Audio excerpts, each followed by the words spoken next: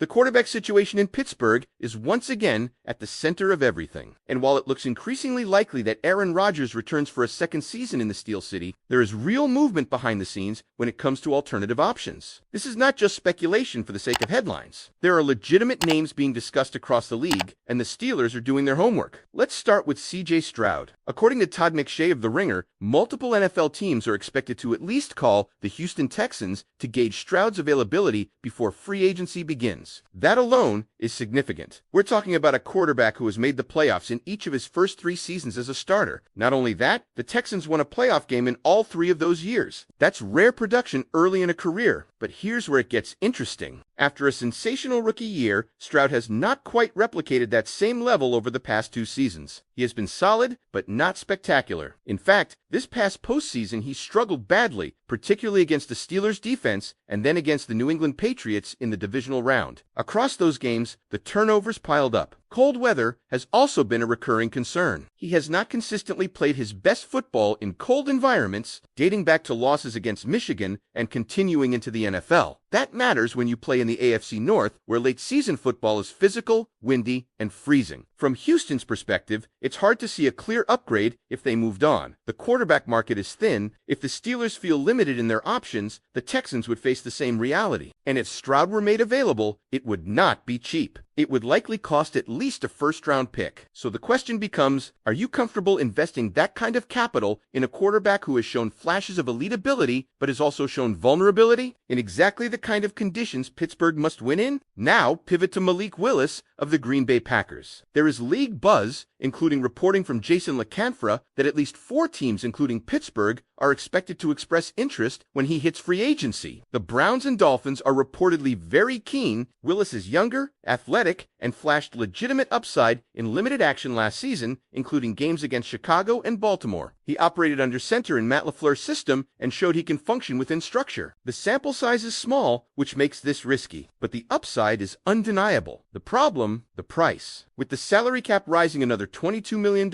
and the quarterback market lacking depth, Willis is positioned for a bidding war. Justin Fields signed for $20 million with the New York Jets last year, despite projections that were far lower. SpotTrack projects Willis at a 2-year, $71 million deal, roughly $35.5 million per season. That number may fluctuate, but it is far more realistic that he lands north of $25 million annually than the $10 million range some fans are hoping for. When teams like the Jets, Dolphins, Browns, and possibly Arizona are all looking for answers, that drives the number up. Miami in particular has cleared significant cap space and could be a strong landing spot. If Pittsburgh goes this route, they are betting big on projection over proof. Then there's Kyler Murray of the Arizona Cardinals. Bleacher Report's Alex Balancini lists him as Pittsburgh's top trade target. Murray brings elite mobility and playmaking, traits Mike McCarthy has openly valued. McCarthy has long admired Murray's ability to stress a defense, referencing his ability to attack every quadrant of the field and impact the run game as an additional element. However, McCarthy has also emphasized that to win in January, quarterbacks must make throws from the pocket. That's where questions arise. Murray's size has at times limited his ability to consistently operate over the middle. His game thrives on quick reads and off-script creativity. In a system that demands structured pocket execution late in the season, that fit becomes complicated. The projected cost? Potentially a 3rd-round pick. The Steelers hold 3 3rd-round selections this year, making it feasible, but would you move one for Murray? And through all of this, Aaron Rodgers remains Plan A. He has reportedly had multiple conversations with Mike McCarthy, DK Metcalf, and key members of the locker room. According to Adam Schefter and Brooke Pryor, the locker room wants him back. His arm talent remains intact. We saw a 70-yard throw last season. His release is still quick. His football IQ fits McCarthy's system perfectly. He can handle protections, make checks, and operate the offense at a cerebral level. Financially, he could come at a discount compared to Willis.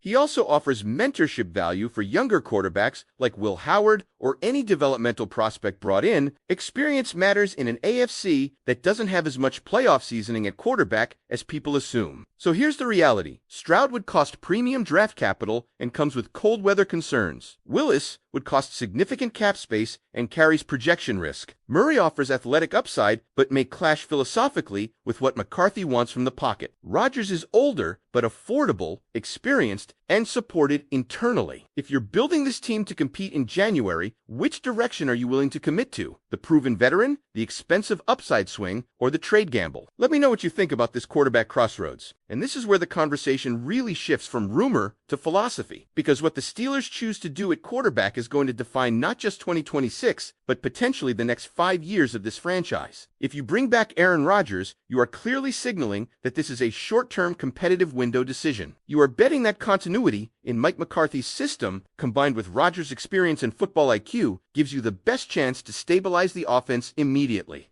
Last season wasn't explosive, it wasn't dominant, but it also wasn't operating at full rhythm. There were flashes of high-level arm talent, there were moments where you saw the timing, the anticipation, the command at the line of scrimmage, and when you have a quarterback who can still throw the ball 70 yards downfield with ease, who can process coverage pre-snap, who understands situational football in January, that has real value, you also can't ignore the locker room component. Reports indicate that, to a man, players want Rodgers back. That matters. When veterans publicly and privately support a quarterback that speaks to leadership and trust, this isn't just nostalgia about a future Hall of Famer, it's about belief that he can still operate the offense effectively and financially. If Rodgers signs in that $10 million range that has been discussed, it gives Pittsburgh flexibility. You're not locked into a massive multi-year commitment. You can draft a quarterback, let him develop, and avoid forcing a rookie into action before he's ready. Now compare that to Malik Willis. If you commit $25 to $35 million per season, you are making him your guy. That's not backup money. That's not bridge money. That's starter investment money. And while the athleticism and arm strength are exciting, you're still projecting growth. You're betting that what he showed in limited opportunities against Chicago and Baltimore can scale over a full season. The cap is rising. Yes, the quarterback market is thin. Absolutely. But once you enter that bidding war, you lose flexibility. You're married to the upside. And if it doesn't hit, you're resetting again in 2 years. Then there's Kyler Murray. The cost in draft capital may be lower, possibly a third-round pick, but the contract structure and stylistic fit remain questions. McCarthy has been clear. Mobility is valuable, but winning from the pocket in January is non-negotiable. Murray's dynamic playmaking can elevate an offense. He stresses defenses. He changes how opponents scheme. But can he consistently execute from structure when the weather turns, when windows shrink, when playoff defenses force you to operate inside the pocket? That's the gamble. And don't overlook the cold weather factor in all of this. The AFC North demands it. Late season games in Pittsburgh, Cleveland, Baltimore. These are not dome environments. If you're evaluating CJ Stroud, the conversation inevitably circles back to performance in cold conditions. His struggles in recent playoff games, particularly against the Steelers' defense in New England, raised eyebrows. If you're surrendering a first-round pick, you need conviction that he can win those games in January. Otherwise, you're investing heavily in talent that may not align with your environment. What makes this entire situation fascinating is that there is no perfect option. There is no obvious franchise quarterback waiting to be claimed. The Steelers are weighing experience versus upside, cost versus flexibility, fit versus flash. And that's why Rodgers being plan A actually makes more strategic sense than some fans want to admit. He buys time, he keeps the window open, he doesn't cripple the cap, and he allows Pittsburgh to develop the next quarterback properly instead of chasing one in desperation. At the same time, this fan base is hungry for long-term stability. It has been searching for that next unquestioned franchise cornerstone. So here's the crossroads. Do you prioritize immediate competence and leadership with Rodgers? Swing aggressively for upside with Willis? Take a calculated trade gamble on Murray, or pay premium draft capital for Stroud if Houston even listens? Because whatever direction they choose, it's going to define this era of Steelers football. So I'll leave you with this. If you had full control right now, are you playing it safe with Rodgers for one more run? Or are you ready to roll the dice on a new face of the franchise? And which name would you commit to? Let me know. Because once you zoom out, this isn't just about picking a quarterback, it's about choosing an identity. If the Steelers stick with Aaron Rodgers, they're leaning into structure, intelligence, and experience. They're saying that timing, command at the line of scrimmage, and postseason composure are more valuable right now than raw athletic upside.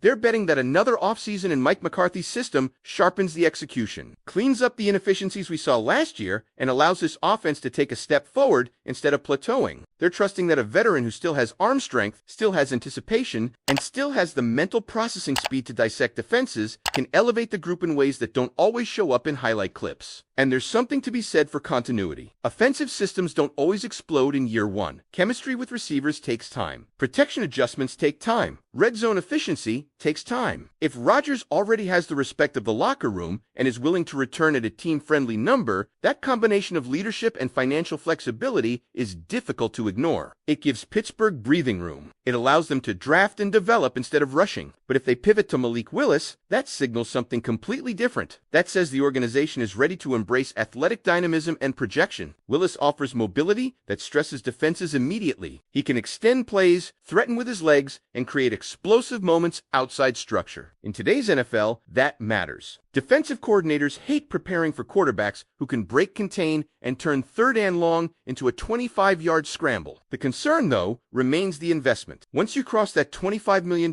per year threshold and potentially even approach the $30 plus range you are committing, that's not a trial run. That's a belief statement. And with a limited starting resume, you're asking him to scale small flashes of promise into consistent production over 17 games plus January football. That's a heavy expectation. Kyler Murray presents yet another philosophical fork in the road. His talent is undeniable. His playmaking is real. He can change games with one broken play. But stylistically, you must reconcile that with McCarthy's repeated emphasis on winning from the pocket in January. You can scheme mobility. You can design quarterback runs. But when playoff defenses tighten coverage and force you into tight window throws over the middle, the offense has to function within structure. If Pittsburgh believes Murray can evolve more consistently in that area, the third-round price tag becomes intriguing. If not, it becomes a risk that could stall momentum. And then there's the CJ Stroud angle, which is the boldest swing of all. A first-round pick is serious capital. That's foundational value. You don't move that unless you believe you're securing a long-term answer. Stroud has already proven he can win games and reach the postseason. 3 straight playoff appearances to start a career is not accidental. But the cold weather narrative and the recent postseason struggles introduce legitimate evaluation points in the AFC North. You don't get to avoid harsh conditions. You don't get to avoid physical defenses in January. If Pittsburgh is surrendering premium assets, they must be convinced he can thrive in that environment, not just survive it. What makes this moment so critical is that the Steelers don't operate recklessly. Historically, they prefer calculated decisions over splashy gambles. They value stability, they value locker room cohesion, they value financial flexibility. Rodgers checks several of those boxes. Willis checks the upside box. Murray checks the explosive play box. Stroud checks the long-term franchise potential box at a steep cost. And let's not forget the developmental layer. If Rodgers returns, younger quarterbacks in the room, whether it's Will Howard or another prospect brought in, benefit from a year of observation and mentorship